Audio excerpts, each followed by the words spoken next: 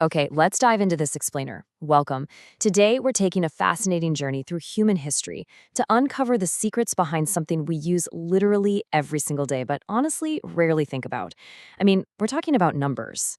We're going to map out the entire evolutionary journey of math, moving all the way from the absolute most basic physical counting tools right up to the incredibly powerful base 10 system that runs our modern world. Now, to really appreciate where we are today, I want you to start by imagining a scenario for me. What if you had to do math without the numbers 0 through 9? No digits, no written symbols you'd even recognize, just pure, raw quantity sitting right in front of you. How would you count your groceries? How would you keep track of time or trade goods? Well, this was the exact problem early humans faced before our modern digits even existed. They had to figure out how to track and manipulate quantities completely from scratch. And that brings us to Act 1, the primitive stage. So when early humans had zero abstract symbols, they relied on the physical world. And what's the most abundant, simple tool out there? Sticks. Grounding ourselves in this primitive solution actually reveals the fundamental, underlying logic of all arithmetic. Think about how natural counting is when you look at it physically. Basic arithmetic is really just the physical manipulation of objects. Step 1, addition, is just putting things together, right? If you have a group of 4 sticks and another group of 3 sticks, you just combine them into a single pile, and naturally you have 7 sticks. Step 2, subtraction, is just taking away. You start with that pile of 7, pull 3 out, and you're visibly left with 4. And step 3, multiplication, is just repeated addition. You create several groups of sticks that all have the exact same number, like 3 groups of 3. You don't need to memorize some complicated times table. You literally just count the total pile to get 9. And finally, division.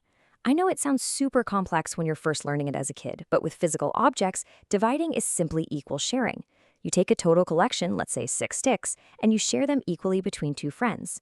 You just hand them out one by one until they're completely gone, making 2 groups of 3. It's beautifully intuitive. But here's the catch. As human societies grew, carrying around giant bundles of sticks to count thousands of items, that became completely impossible. Which naturally leads us to Act 2, cultural variations and their limits. To evolve past physical sticks, different cultures all around the world started inventing sequences of spoken number names for different objects. Basically, counting became tied directly to culture and use. They started using words so they didn't have to lug physical sticks everywhere. A perfect example of this from our source material comes from the indigenous Gumogal people of a Pacific island.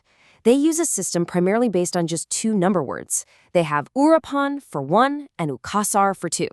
But to count higher than 2, they don't invent new, unique words. They just combine the ones they already have. So the number 3 is Ukasar Urapan, which is literally 2 and 1. 4 is Ukasar Ukasar, 2 and 2. And this brilliantly illustrates the problem.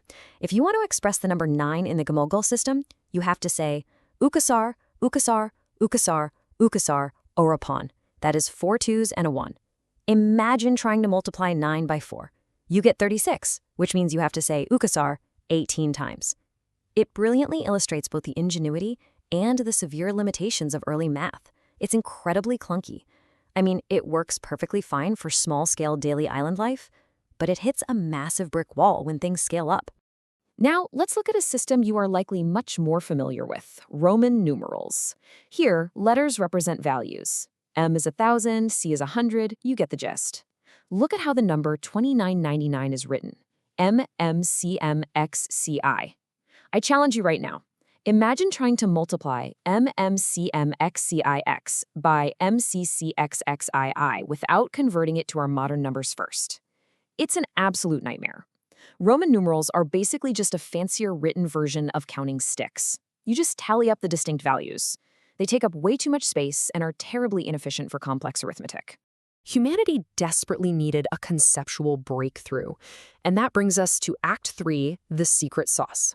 This act represents the ultimate aha moment in human history, where we realize that numbers don't just have to be literal tallies. They can be abstract symbols governed by a highly specific, clever set of rules. To understand this rule, let's play with our alphabet. What if we treat our 26 letters like mathematical digits? A is 1, B is 2, all the way down to Z, which is 26. So what happens when you run out of symbols after Z? Well, you don't invent a 27th symbol. You use combinations. So AA becomes 27, AB becomes 28, scaling all the way to ZZ for 676. We can extend a number system indefinitely using combinations of a limited set of symbols. So the crucial point here is the magical mechanism making this work, defined right here, place value. This is a system where a digit's position determines its mathematical value. A 1 on the far right of a number means something completely different than a 1 3 spots to the left. This place value concept is the breakthrough. It's what allows us to write infinitely large whole numbers without having to invent an infinite number of symbols. Now, what's really interesting about this slide is that we can actually visualize this concept without using standard digits at all. Notice these shapes from our source. Imagine a base 5 system, where we only have 5 symbols. Let's say a line, a circle, a square, a triangle, and a hexagon. Because positions follow powers of 5, meaning the 1's place, the 5's place, the 25's place, you can represent a large, complex number like 651 with just 3 simple shapes: a squiggly line, a hexagon, and a triangle. Place value scales infinitely. All right, let's move to Act 4, the ultimate system. All of these global experiments, from physical sticks to repeated names to Roman tallies to abstract shapes, they all eventually paved the exact path for the one system that conquered the globe, the Hindu-Arabic system. Why did it win out over everything else? Well, it takes all the best historical ideas and merges them perfectly. First off, it uses that incredibly powerful place value system. Second, and maybe most importantly, it invented the concept of zero, a dedicated symbol to hold an empty place value. Third, it requires just 10 distinct symbols, 0 through 9. Because of these rules, huge numbers stay delightfully short to write. And operations like addition and division follow simple, repeatable rules that literally anyone can learn. The impact of this system on your life really cannot be overstated. As our source beautifully notes, and this is a direct quote here, without zero and place value, calculations would be slow and clumsy, and modern technology would not have developed as it did.